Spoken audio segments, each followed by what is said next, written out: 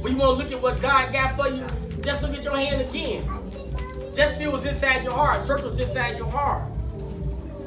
Now also, now the flip side of that, the devil as it is in heaven, so shall it be in earth. That was rebellion in heaven, says it's rebellion on earth. So Satan, what he wants to do, he wants to try to mimic everything, because he can't come up with the original. So Lucifer wanted to mimic everything that the Most High did. So what did he did? Once you took his blood oath, that's you got the 666 across your forehead. But that's your crown, that's your mountaintop. But he want to put his name across your forehead. And then if you're doing the works of Lucifer, he gonna also have his name, the mark of the beast in your hand. And subsequently, what everybody fail to realize right now, they got the drink Monster, the energy drink, which has caused some people to die. Caused some people to get high blood pressure, some people to get all type of heart conditions. But if you look at the monster, it looks like it's a monster scraping out the can, but it's actually the mark of the beast in Hebrew. Now, there's no coincidence that most people on the planet Earth are right-handed. And you're picking up a drink called Monster with the 666 on it, and you're grabbing and you're drinking. No coincidence. They're very smart and crafty what they do. And that's one reason to do it. So it's going to create an issue, and it's going to create a heart issue. It's going to create your heart to be stopped, you know what I'm saying, to be weak and then everything. Okay, and like I said, even though he did that, nephew, pass out the other one. This is the other side of it as well. These are the signs, the gang signs that comes along with following the mark of the beast. These are the signs what they call Illuminati or gang members, what they use in the mark of the beast, because you're following that beast. And that comes out of Proverbs 6, 12, and 15. And it says, a naughty person, a wicked man, walking with a frowned mouth. He winketh with his eyes, he speaks with his teeth, with his feet, and he teaches with his fingers. Frowningness is in his heart. He deceiveth mischief continually. He soweth discord. But this is the most important part of it that y'all need to take heed to. Therefore shall his calamity come suddenly. Suddenly shall he be broken without remedy. So when you see all people out there throwing the dance hand up, I was one of them. I throw it up and represent. But what you represent for though? You represent for that blood oath that has no power except for your damnation. That blood oath that says calamity. Y'all know what calamity means? Chaos, death. It's just gonna be destruction. You won't have no fight against it because it's gonna be so overwhelmingly strong and powerful. And it's just gonna come suddenly. So just how you see me, we walking down the street kicking it, and next you know, because somebody's gonna drive by. Bap, bap, bap, bap. Yep. Now you hit and you gone. Yep. Suddenly, nobody was expecting that to happen to you.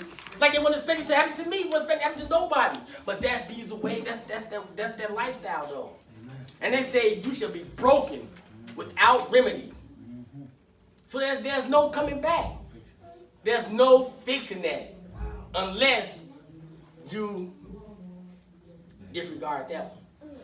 They say, you know what, either you want it or you don't want it. It's all good. You don't gotta embrace it. But this is just something that I want to share with y'all so y'all can have a look and see what this really goes for. Like I said, as it is on earth, as it is in heaven, so shall it be on earth. So there was rebellion in heaven, there's rebellion on earth. They'll build a tabernacle in your heart. I'm going to build a tabernacle in your heart and make it evil, mean, and wicked. I'm going to build a tabernacle on your hand and say, the right hand of fellowship. I'm going to build a right hand on your hand to say the hand of fellowship of evil and debauchery.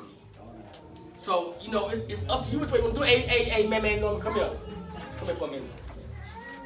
Man, you stand right there.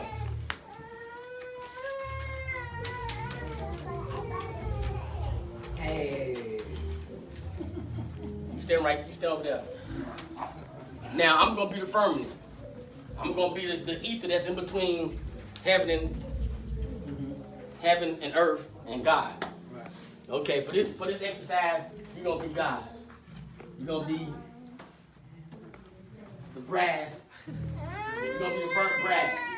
All right, but the Bible tells you take one step toward me, I'll take two towards you. So you Take a step toward him. You take two toward him. Hold out your right arm or your right hand. Your right hand. Hold out your right hand. You take a step toward him. You take two toward him. You take a step toward him. You take two toward him. Now y'all grab hands. That's right. That's why it takes back in the days when you shake a man's hand, you look in the eyes and give him a firm handshake. Right. Just a firm handshake.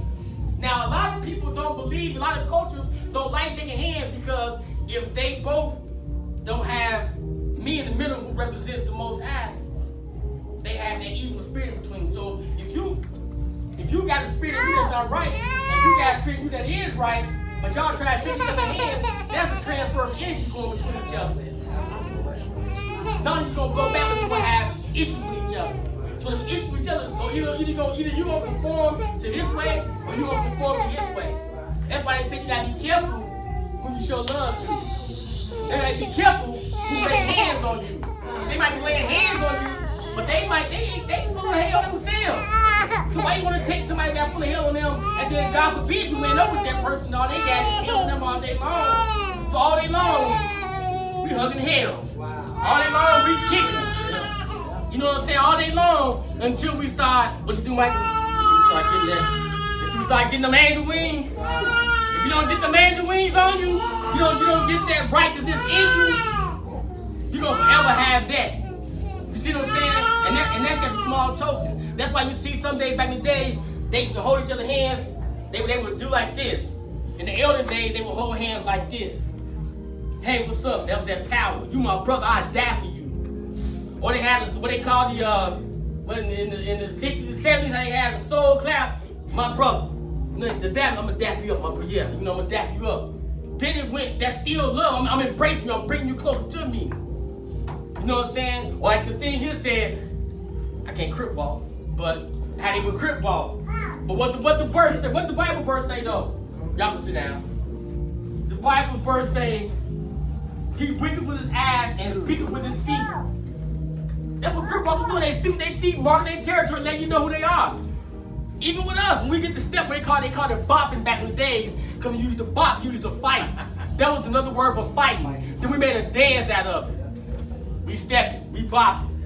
That was the semblance of two people fighting. I didn't know, but you know better, you do better. And so, that's why I want to get y'all to understand. Are you in right relationship with God? Do you have the right hand of God? Are you in the right fellowship with God? Or are you just a person who is I hate using this term, but willy-nilly, just living life, just going through life. You know what I'm saying? But are you that person, or do you have a right relationship with God? Do you want the right hand of fellowship with God? So you must know at all times, if you don't have the right relationship with God, the right hand fellowship with God, you're going to fall by the wayside.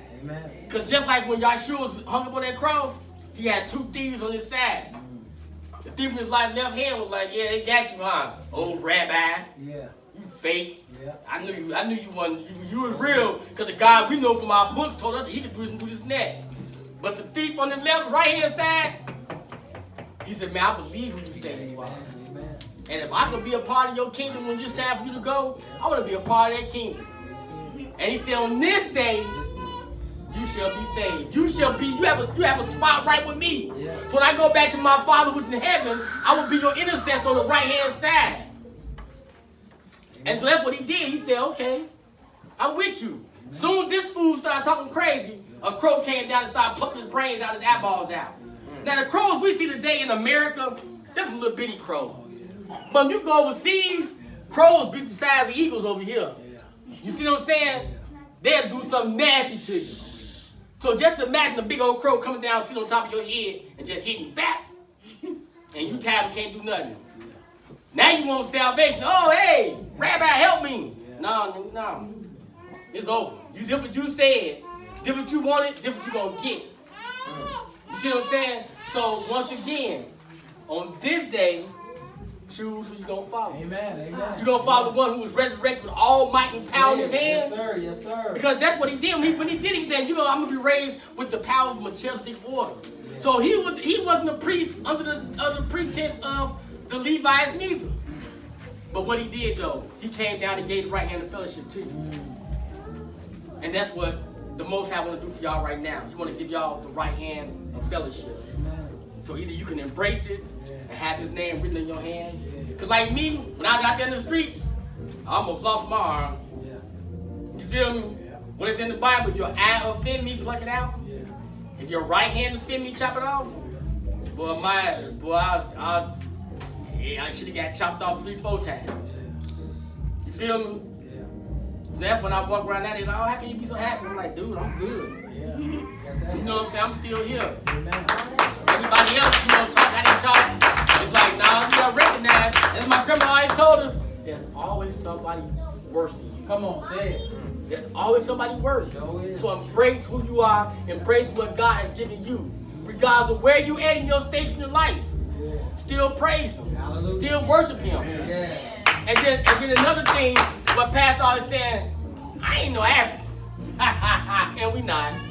Because you look at the old slave things, when they was trying to tell us the slaves, it didn't say Africans for sale. It said Negroes for sale. And the reason they called us Negroes, because that was the derivative of the term Judean, who were from the tribe of Judean and Benjamins, who came and settled by the Niger River in Africa. So we was beef. Once again, we crossed rivers and took over somebody's land and was just chilling. So they came and said, you know what? We're going to snatch a few of them Moors up because they was Ishmaelites, the ones who still stood firm on the original teaching. We're going to snatch up these Negroes and we're going to make them slaves. Not because we was sorry and poor people, because we had all the knowledge. We had all the skill set. We knew how to build kingdoms. We knew how to build irrigation systems. We knew medicine that was brought down to us. But the most important thing that they knew we had the spirituality that one day they was going to need. And like I had discussed before with Pastor Bob, I said, it was God's plan. They said the word of God got to spread across the whole world before he come back. So how is it going to spread? We were still stuck all in Israel or still stuck on the west coast of Africa, which if you look at an old map from the 1600s, it got the Ivory Coast, the Gold Coast, and the Negro Land Coast. And that's where they got their slaves from, which is now, I think, is Senegal and another place like that. But them people, they sold us. That's why you see a lot of Africans sometimes, they look at us like, That's because they know who we are, but we don't know who they are.